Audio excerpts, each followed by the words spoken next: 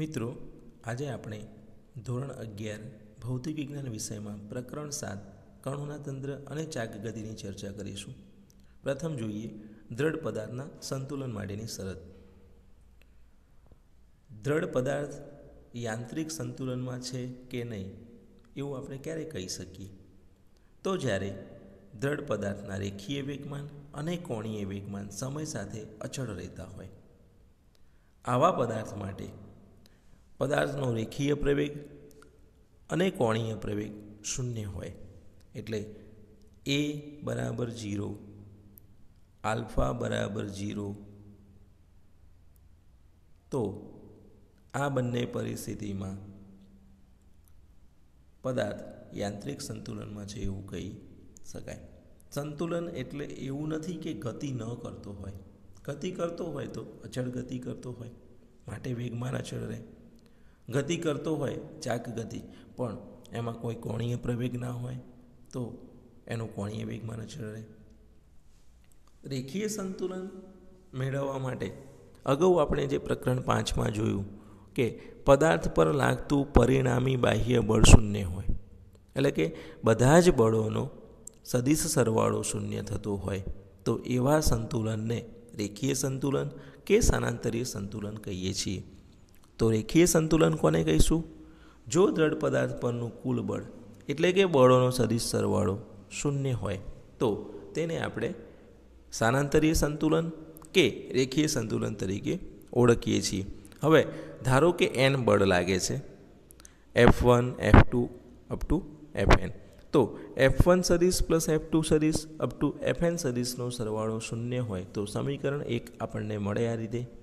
હવે મિત્રો અહીંયા સમજો કે આ જે F1 અપ ટુ Fnના બળો છે એને હું સિગ્મા સ્વરૂપમાં લખવા માગું છું. તો સિગ્મા એટલે અહીંયા સરવાળો. તો સરવાળાની ચિહ્ન છે એ નીકાળી દઈએ, એની જગ્યાએ સિગ્માનું ચિહ્ન મૂકી દઈએ. સિગ્મા i બરાબર 1 to n fi સદિશ બરાબર 0, i બરાબર 1, 2, 3 અપ ટુ n. જો દ્રઢ પદાર્થ પરનું કુલ બળ શૂન્ય હોય તો તેનું કુલ વેગમાન સમય સાથે બદલાતું નથી. આમ સમીકરણ 1 એ દ્રઢ પદાર્થના રેખીય સંતુલન માટેની શરત છે. તો રેખીય સંતુલન ક્યારે સપયું કહેવાય? તો sigma fi is equal to 0 મળે. સિગ્મા fi બરાબર 0 એ દ્રઢ પદાર્થના રેખીય સંતુલન અથવા સ્થાનાંતરીય સંતુલનની શરત બને છે. હવે મિત્રો આપણે ચાકગતીય સંતુલનની વાત કરીએ. તો દ્રઢ પદાર્થ ચાકગતીય સંતુલનમાં છે કે નહીં એવું ક્યારે કહી શકાય? તો એનો આલ્ફા શૂન્ય થતો હોય. આલ્ફા શૂન્ય ક્યારે થાય? તો એના પર લાગતા બધા જ ટોર્કોનો સદિશ સરવાળો શૂન્ય થતો હોય. એટલે આ રીતે મળે.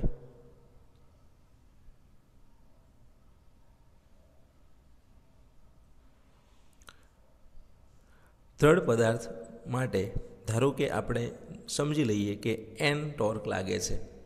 તો n ટોર્કનો સદિશ સરવાળો ટો 1 સદિશ પ્લસ ટો 2 સદિશ અપ ટુ ટો n સદિશ બરાબર 0. અને આને આપણે સિગ્માના સ્વરૂપમાં લખીએ તો સિગ્મા ટો i સદિશ બરાબર 0, i બરાબર 1 ટુ n, જે n બરાબર i બરાબર 1, 2, 3 અપ ટુ n છે, જે દ્રઢ પદાર્થના ચાકગતીય સંતુલનની શરત છે. હવે જો આવું મળતું હોય તો એવું કહી શકાય કે ટોર્ક શૂન્ય હોય તો કોણીય વેગમાન અચળ રહે. કોણીય વેગમાન અચળ રહે છે માટે આપણે એને ચાકગતીય સંતુલન કહીશું. તો આમ સમીકરણ 1 અને સમીકરણ 2 જે મળેલા છે એને આપણે અલગ અલગ રીતે લખવા હોય તો કેવી રીતે લખાય? તો સિગ્મા f સદિશ બરાબર 0 આવું આપણે મેળવી લાયા. સિગ્મા fi સદિશ ઇઝ ઇક્વલ ટુ 0. તો આના માટે આ જે f સદિશ છે એના આપણને 3 ઘટકો મળે. ત્રિપરિમાણ હોય તો i x, i y, i z. તો સિગ્મા fi x સદિશ બરાબર 0, સિગ્મા fi y સદિશ બરાબર 0 અને સિગ્મા fi z સદિશ બરાબર 0. તો તમે આની ઉપરથી એક બાબત ક્લિયર કટ લખી શકો છો કે જ્યારે તમે આને ઘટકોમાં વિભાજિત કરો છો, sigma fi x, sigma fi y અને સિગ્મા fi z, અને એનો એક્સ અક્ષના ઘટકોનો સરવાળો, વાય અક્ષના ઘટકોના બળોનો સરવાળો અને ઝેડ અક્ષના જે ઘટક મળે છે, ઝેડ અક્ષ ઉપરના ઘટકોનો સરવાળો શૂન્ય થતો હોય તો જ આપણને સિગ્મા એફઆઈ સદિશ બરાબર 0 મળે. અને એ જ રીતે સિગ્મા ટોઆઈ સદિશ બરાબર 0 ક્યારે મળશે? તો એના માટે તમે આ રીતે લખી શકો છો.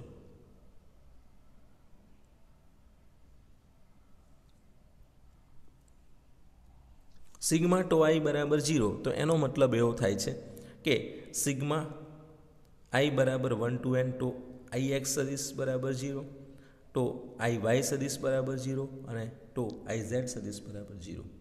એટલે ટોટલ મિત્રો અહીંયા 3 બળના સંદર્ભમાં મળે, 3 આના સંદર્ભમાં મળે, 6 આપણને સૂત્રો મળે. બરાબર. તો અહીંયા કોઈ દ્રઢ પદાર્થ યાંત્રિક સંતુલનમાં છે એવું દર્શાવવા માટે આપણને 6 સ્વતંત્ર અદિશ સ્વરૂપે શરતો પ્રાપ્ત થઈ ગણી શકાય. 6 શરતો મળી આપણને. બરાબર. આ 6 શરતોનું પાલન થતું હોય તો એ દ્રઢ પદાર્થ યાંત્રિક સંતુલનમાં છે એવું કહી શકાય. હવે યાંત્રિક સંતુલનમાં 2 સંતુલન આવ્યા, એક રેખીય સંતુલન અને બીજું ચાકગતીય સંતુલન. હવે મિત્રો માની લો કે બળો જે છે સમતલમાં લાગે છે. એક જ સમતલમાં લાગતા બળ માટે બળના 2 લંબ અક્ષો પરના ઘટકોનો સરવાળો શૂન્ય થવો જોઈએ. એટલે સમજી શકાય છે કે આજે સિગ્મા એફ આઈ એક્સ સદિશ બરાબર 0, એફ આઈ વાય બરાબર 0 અને એફ આઈ ઝેડ બરાબર 0 જે 3 મળ્યા હતા એની જગ્યાએ 2 થઈ જશે અહીંયા. અને અવકાશમાં લાગતા બળ માટે 3 પરસ્પર લંબ અક્ષો પરના ઘટકોનો સરવાળો શૂન્ય થવો જોઈએ. ચાકગતીય સંતુલન માટે બળોના સમતલને લંબ અક્ષની સાપેક્ષે ટોર્કના ઘટકોનો સરવાળો શૂન્ય થવો જોઈએ. એટલે અહીંયા ચાકગતિ થતી હોય તો સમતલને લંબ અક્ષ જે મળે એને અનુલક્ષીને જે ટોર્કના ઘટકો મળે એનો સરવાળો શૂન્ય થવો જોઈએ. તો આ વાત થઈ ચાકગતીય સંતુલનની. ઉપર વાત કરી રેખીય સંતુલનની. અને બંને સંતુલન સપાતા હોય ત્યારે આપણે એવું કહી શકીએ કે આપેલ પદાર્થ યાંત્રિક સંતુલનમાં છે. તો દ્રઢ પદાર્થનું યાંત્રિક સંતુલન દર્શાવવું હોય તો ઉપર દર્શાવેલી 6 શરતોનું પાલન થવું જોઈએ. સમતલમાં હોય તો એના અંદરથી અમુક શરતો નીકળી જાય છે. બરાબર. પણ જનરલ સિગ્મા એફ સદિશ બરાબર 0 અને સિગ્મા ટો સદિશ બરાબર 0 મળતા હોય તો દ્રઢ પદાર્થ યાંત્રિક સંતુલનમાં છે એવું કહી શકાય. હવે આપણે આંશિક સંતુલનની વાત કરીએ. હવે આપણે સળિયાની આંશિક સંતુલનની સ્થિતિની ચર્ચા કરીએ. તો આકૃતિની અંદર તમે જોઈ શકો છો કે એક દ્રઢ પદાર્થ સળિયો આપેલો છે જેના બંને છેડે એફ જેટલા બળ લાગે છે અને એના જે બળની ડાયરેક્શન છે એ એક જ દિશામાં અધો દિશામાં છે. આવા સળિયા પર લાગતું પરિણામી બળ કેટલું થાય?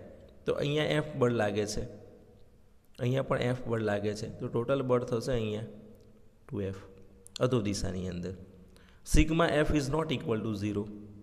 Sigma F is not equal to 0 માટે કહી શકાય કે આપેલ પદાર્થ રેખીય સંતુલનમાં નથી. હવે આપણે આનું ચાકગતીય સંતુલન ચેક કરીએ તો જોઈ શકાય છે કે સી પોઈન્ટ જે છે ત્યાંથી આર સદિશ દોરીશું જેને આપણે સંદર્ભ બિંદુ તરીકે લીધેલું છે. એના માટે આ અંતર એ છે. બરાબર. સંદર્ભ બિંદુ એ મધ્ય બિંદુ લીધેલું છે સળિયાનું. તો આ બાજુનું અંતર પણ એ થાય, આ બાજુનું અંતર પણ એ થાય. હવે આર ક્રોસ એફનો નિયમ અહીંયા લાગુ પાડીએ ટોર્ક મેળવવા માટે. તો બી બિંદુ આગળ શું મળશે? ટોર્ક. આ સળિયો છે એનું મધ્ય બિંદુ છે. અહીંયા આવશે આર સદિશ. તો આર સદિશના આગળ લંબાઈ શું? અને અહીંયા એફ સદિશ છે જ. તો આનો ટોર્ક આર ક્રોસ એફ ઉપરથી કઈ દિશા મળી? આર ક્રોસ એફ ઉપરથી મેળવીશું તો સમઘડી દિશા થઈ. અહીંયા જોઈ શકાય છે સમઘડી દિશા દર્શાવેલી છે. એ જ રીતે જ્યારે તમે એ બિંદુનો વિચાર કરો છો અહીંયા એ બિંદુનો, ત્યારે આર સદિશ આ બાજુમાં ડોટેડ લાઇન વડે બતાવવાનો થાય. એફ સદિશ તો નીચે જ છે. આર ક્રોસ એફ મેળવશો તો ટોર્ક મળશે. આ ટોર્કની ડાયરેક્શન વિષમઘડી થઈ. તો એ બિંદુ આગળનું ટોર્ક વિષમઘડી મળ્યું. બી બિંદુ આગળનું ટોર્ક સમઘડી મળ્યું. હવે આર ક્રોસ એફની અંદર આર અહીંયા પણ એ થાય છે, આ બાજુમાં પણ એ થાય છે. તો આર ક્રોસ એફ ઉપરથી મળતા ટોર્કો સરખા છે અને પરસ્પર વિરુદ્ધ દિશાના છે. માટે કહી શકાય કે અહીં સળિયો ચાક ગતિએ સંતુલનમાં છે. કારણ કે τ1 + τ2 મેળવીશું. τ1 કેટલા મળે? તો કે τ1નું મૂલ્ય મળ્યું આપણને, એ બિંદુ માટે τ1 ગણીએ તો τ1નો જવાબ મળે છે એ આપણને અહીંયા એ એફ પ્રાપ્ત થાય છે. τ2નો જવાબ પણ એ એફ થશે. બંનેના જવાબો સરખા છે. દિશાઓ જોઈ શકાય છે કે પરસ્પર વિરુદ્ધ દિશાઓ છે. પરસ્પર વિરુદ્ધ દિશા હોય તો એકના ધન કહેવાય, બીજાના ઋણ કહેવાય. એટલે સદિશ સ્વરૂપમાં લખું તો એ એફ ધન બનશે અને τ2 એ એફ આ ઋણ બનશે, આ ધન બનશે. તો τ1 + τ2 એ એફ - એ એફ બરાબર 0.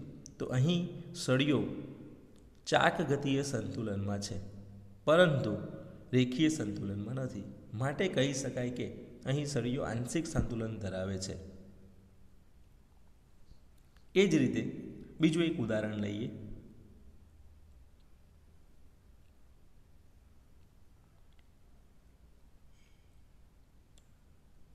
હવે સળિયા પર લાગતા જે બળો છે એની ડાયરેક્શન બદલી દઈએ.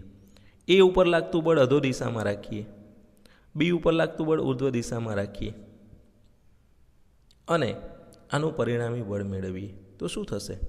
તો પરિણામી બળ મેળવીશું અહીંયા એટલે F1 તો F negative, F2 F positive. તો સિગ્મા એફનો જવાબ શું થઈ જશે? 0 થઈ જશે. -F + F sigma F = 0. એનો મતલબ કે રેખીય સંતુલન મળ્યું. હવે ચાક ગતિએ સંતુલનને ચેક કરીએ.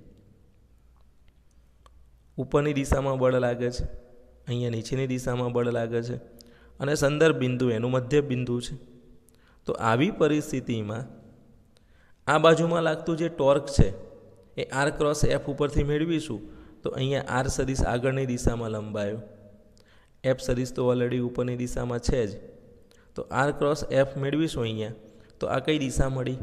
તો કે આ વિષમગળી દિશા મળી. બરાબર. એ જ રીતે એ બિંદુ આગળ પણ આપણે ટોર્ક મેળવી શકીએ. તો એ બિંદુ આગળનું ટોર્ક મેળવીશું તો એ આપણને આ રીતે વિષમગળી દિશામાં મળશે. બંને ટોર્ક વિષમગળી દિશામાં મળે છે. એ બિંદુ આગળનું ટોર્ક પણ વિષમગળી મળ્યું, બી બિંદુ આગળનું ટોર્ક પણ વિષમગળી મળ્યું. વિષમગળી દિશામાં મળતા ટોર્કને આપણે શું કહીએ છીએ? ધન કહીએ છીએ. તો અહીંયા એ બિંદુ આગળનું ટોર્ક કેટલું થશે? તો A × F એટલે AF. બી બિંદુ આગળનું ટોર્ક કેટલું થશે? તો કે AF + AF 2AF જવાબ મળ્યો. તો અહીં ટોર્ક શૂન્ય થતું નથી. માટે કહી શકાય કે સિગ્મા τ ≠ 0. સિગ્મા τ ≠ 0. માટે આપેલ પદાર્થ ચાક ગતિએ સંતુલનમાં નથી, પરંતુ સિગ્મા F = 0 થતો હોવાથી કહી શકાય કે આપેલ પદાર્થ રેખીય સંતુલનમાં છે. આમ સળિયો ચાક ગતિ કરશે, રેખીય ગતિ કરશે નહીં. માની લો કે સળિયો જે છે એ સી બિંદુને અનુલક્ષીને સ્થિર કરેલો છે. આને તમારે સમજવું હોય તો આપણે બગીચાની અંદર ઘણી વખતે સર્કલમાં ફરતા હોય એવા ડોર મૂકેલા જોયા છે કે એને તમે ધક્કો મારો છો તો એ ધક્કાના કારણે એનો જે સેન્ટ્રલ પોઈન્ટ છે એમના એમ જે અક્ષ છે એના અનુરૂપ એ જે દરવાજો છે ભ્રમણ કરે છે, રોટેટ થાય છે. તો અહીંયા રોટેશન મળે છે, એનું સ્થાનાંતર થતું નથી. એટલે રેખીય સ્થાનાંતર સળિયો અનુભવતું નથી, પરંતુ ચાક ગતિ અનુભવે છે. એટલે અહીંયા બીજા કિસ્સામાં ચાક ગતિએ સંતુલન મળતું નથી, એટલે ચાક ગતિ થાય છે. અને પ્રથમ કિસ્સાની અંદર રેખીય સંતુલન મળતું નથી, ચાક ગતિ થતી નથી. બરાબર. એટલે અહીંયા બંને વસ્તુ તમારે આ રીતે સમજવાની છે. આમ સળિયા પરનું કુલ બળ શૂન્ય હોય તો એ રેખીય સંતુલન આપે છે અને કુલ ટોર્ક શૂન્ય હોય તો ચાક ગતિએ સંતુલન આપે છે. બંને શૂન્ય હોય તો યાંત્રિક સંતુલન કહી શકાય એને. હવે મિત્રો આપણે બળયુગ્મની વાત કરીએ અને તેના કેટલાક ઉદાહરણ જોઈએ. બળયુગ્મ એટલે શું? તો જ્યારે કોઈ પદાર્થ પર લાગતા બળો સમાન મૂલ્યના અને પરસ્પર વિરુદ્ધ દિશાના હોય તો તે બળ યુગ્મ ઉત્પન્ન કરે છે, અથવા એને આપણે બળયુગ્મ તરીકે ઓળખીએ છીએ. એના દ્વારા જે ટોર્ક મળે છે એની ગણતરી કેવી રીતે કરી શકાય? તો અગાઉ જ્યારે આપણે સળિયાનું ઉદાહરણ લીધું એ ઉદાહરણ અહીંયા સમજીએ. ધારો કે આ એક સળિયો છે, આની ઉપર એક બળ અધો દિશામાં લાગે છે, એક બળ ઉર્ધ્વ દિશામાં લાગે છે, અને આ સળિયો મધ્યબિંદુથી ફિક્સ કરેલો છે, જડિત કરેલો છે. તો હવે આની ઉપર લાગતા આ બળોના કારણે બે સમાન મૂલ્યના બળો પરસ્પર વિરુદ્ધ દિશામાં થયા. પણ અહીંયા પરિસ્થિતિ એવી બને છે કે સળિયો પોતાનું સ્થાન છોડી શકવાનું નથી, અહીંથી જડિત કરેલો છે. તો આવી પરિસ્થિતિમાં આ બળના કારણે એની ઉપર જે ટોર્ક ઉત્પન્ન થશે એ એને આ ડાયરેક્શનમાં લઈ જવા માટે પ્રયત્ન કરે છે, ઉપરની. આ બળના કારણે નીચેની. તો આના કારણે આ સળિયામાં રોટેશન જોવા મળે છે. આ રોટેશન વિષમગડી દિશાનું જોવા મળશે. બરાબર? તો આ એક બળયુગ્મ થયું કહેવાય. બળયુગ્મની કન્ડિશન સમાન મૂલ્યના પરસ્પર વિરુદ્ધ દિશામાં લાગતા બળો, બે સમાન મૂલ્યના વિરુદ્ધ દિશામાં બળો લાગે તો આ બળોને આપણે બળયુગ્મ તરીકે ઓળખીએ છીએ, જે આપણને શું આપે છે? ટોર્ક આપે છે.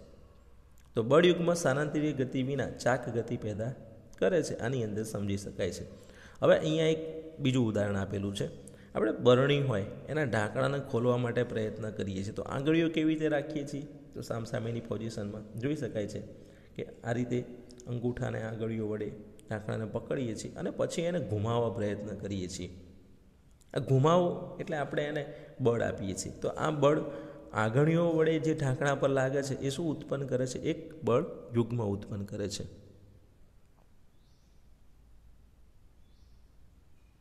બરાબર?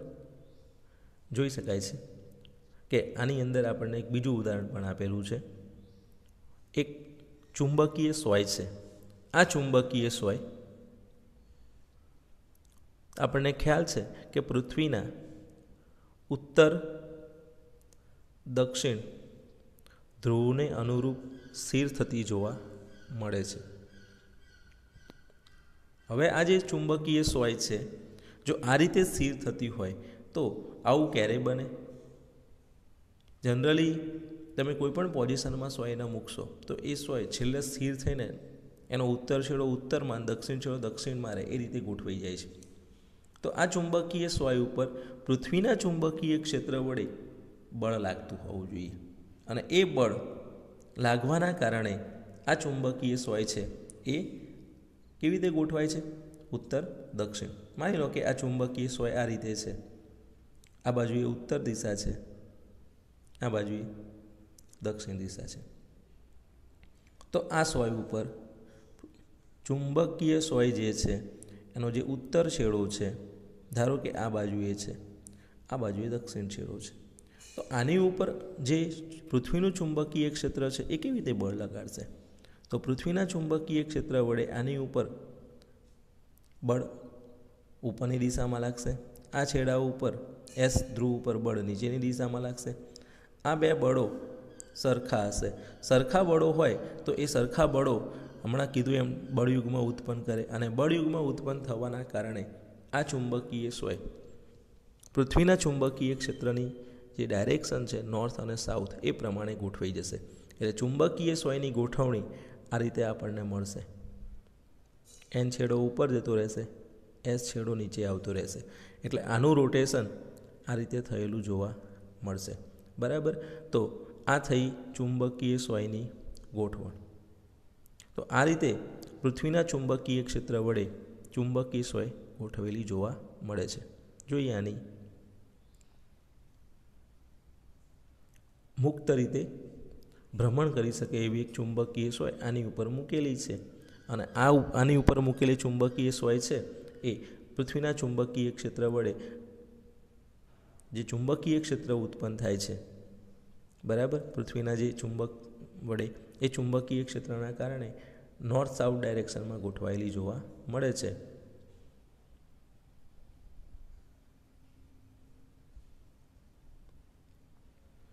પૃથ્વીના ચુંબકીય ક્ષેત્રનો અભ્યાસ ધોરણ 12માં આવે છે, બરાબર. એની અંદર આપણે એ બાબત ચર્ચા કરીશું.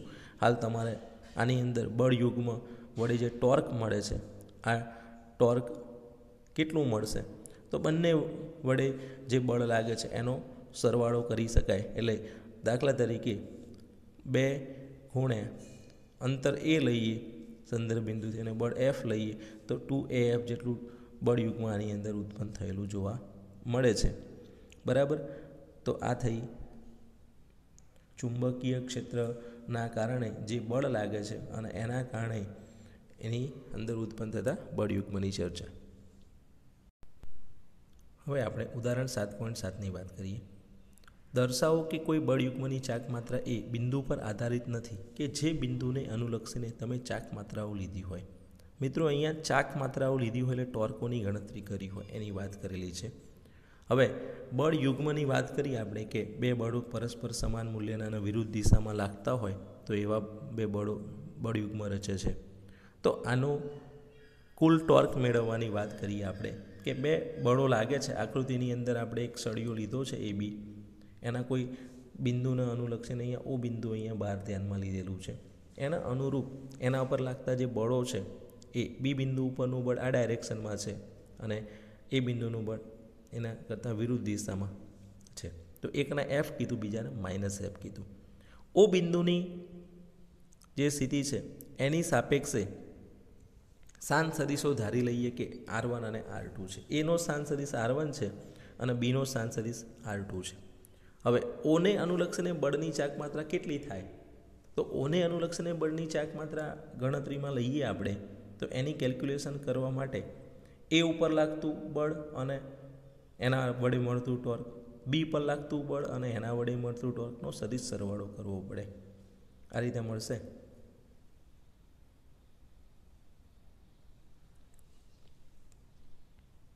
જોઈ શકાય છે કે પહેલાં વડે જે ટોર્ક મળશે એ બિંદુ આગળ એ R1 ક્રોસ -F થશે. ટો 1નો જવાબ મળ્યો આપણને R1 સદિશ ક્રોસ -F1 સદિશ. અને બી બિંદુ ઉપર લાગતું ટોર્ક ટો 2 છે, એનો જવાબ મળશે R2 સદિશ ક્રોસ F2 સદિશ. હવે F2 સદિશ જે છે એની જગ્યાએ પ્લસ, અહીંયા F2 જે છે એની જગ્યાએ +F મૂકીશું અને F1ની જગ્યાએ -F મૂકીશું, બરાબર. તો અહીંયા જોઈ શકાય છે કે R1 cross -F plus R2 cross F. હવે આની અંદરથી તમે શું કરશો? એક જેવી જે કિંમતો છે એને અલગ કરી નાખો. તો પહેલું પદ નેગેટિવ બની શકે કે -R1 ક્રોસ F વત્તા R2 ક્રોસ F. F બંનેમાં છે, એના ક્રોસ ગુણાકાર છે એટલે યાદ રાખીશું કે જે પદ પાછળ હોય એ પાછળ રહે. એટલે R2 - R1 ક્રોસ F મળ્યું. હવે આકૃતિ ઉપરથી આપણે R2 - R1 એ શું આપે છે એ મેળવવા માગીએ છીએ. તો જુઓ, અહીંયા આપણે આ રીતની સિચ્યુએશન બનાવીએ કે ધારો કે આ એક સદિશ છે જેની ડાયરેક્શન આ મુજબની છે. એના શીર્ષ ઉપર બીજો સદિશ આ મૂકી દઈએ તો R1 અને ABનો સરવાળો R1 સદિશ પ્લસ AB સદિશ એ આપણને શું આપે? તો ત્રિકોણની રીતે લઈએ તો એ આપણને પરિણામી સદિશ R2 આપે.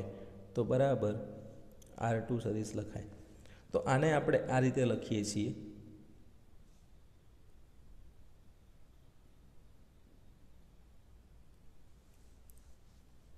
R1 પ્લસ AB સદિશ બરાબર R2 સદિશ. તો AB સદિશ બરાબર શું મળ્યું? R2 minus R1. એટલે મારે R2 માઇનસ R1 મેળવવા છે. તો R2 માઇનસ R1 સદિશ જે છે એ આ સૂત્ર ઉપરથી શું મળ્યા કહેવાય? તો કે AB સદિશ મળ્યા કહેવાય. અને હવે આની જગ્યાએ AB મૂકી દઈએ તો ટોર્કનો જે જવાબ છે એ ટોર્ક મળે છે AB ક્રોસ F. હવે આના ઉપરથી તમે સ્પષ્ટ કહી શકો છો કે ઓ બિંદુ ગમે ત્યાં લેવામાં આવે, ઓ બિંદુ અહીંયા લઈએ, અહીંયા લઈએ, અહીંયા લઈએ, ગમે ત્યાં લઈએ, R1 અને R2ના પદ દ્વારા જે AB પ્રાપ્ત થાય છે એ એના એ જ મળવાનો છે. તો ટોર્ક ટો બરાબર AB ક્રોસ F જે સદિશ ફોર્મમાં મળે છે એનો જવાબ બદલાતો નથી, જે એવું દર્શાવે છે કે સંદર્ભ બિંદુ ઓ પર બળ યુગ્મની ચાક માત્રા આધાર રાખતી નથી, એટલે કે એનાથી સ્વતંત્ર છે.